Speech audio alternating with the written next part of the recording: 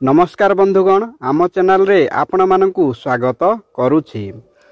भगवान को पूजा करिबा समय रे आमे अर्पण करिथिबा भोग भगवान ग्रहण करंती ना नाही।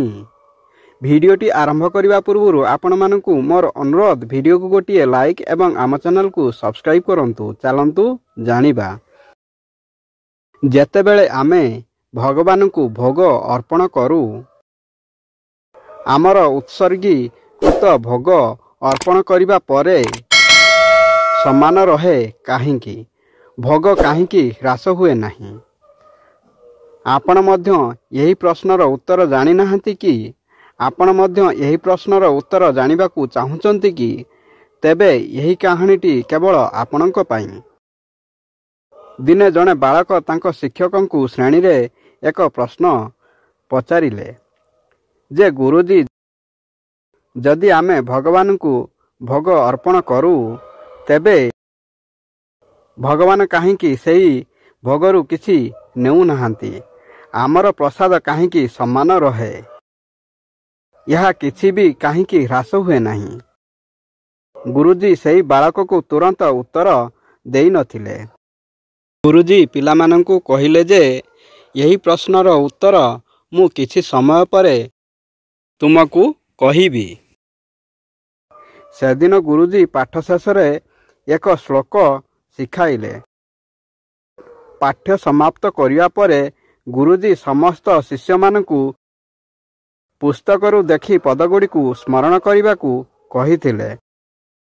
प्राय 1 घंटा परे गुरु प्रश्न करी शिष्य को पचारिथिले जे से यही पदटी को स्मरण करिसंती कि नहीं। सेही शिष्य गुरु को संपूर्ण रूप से शुद्ध रूप से वर्णना कले, तथापि गुरु ना ना मुंड हलाइले।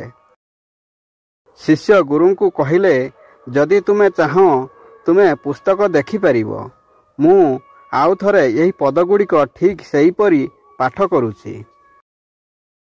तापरे पुस्तक देखाई गुरु कहिले, पदटी निज पुस्तक रे अछि, तेबे तुमे यहाकू किपरि मने रखिल? शिष्य किछि कहि नथिले। गुरु कहिले, पुस्तकर पदटी शारीरिक रूप रे अछि, जेतेबेले तुमे पदटी पढ़िल, यह तुमको एक सूक्ष्म रूप रे प्रवेश कला। से तुम मनरे समान सूक्ष्म रूप रे रहिला। केवल एतिक नुहे, जेतेबेले तुमे यहाकू पढ़िल एवं यहाकू स्मरण कल मध्य बहिर्शारीरिक रूप से पदगुड़िक कौनसी ह्रास घटी नथिला।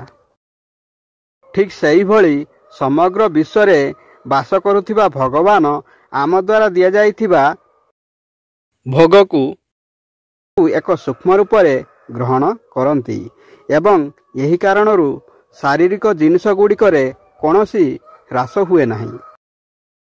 आमे प्रसाद भली सम्मान ग्रहण करू।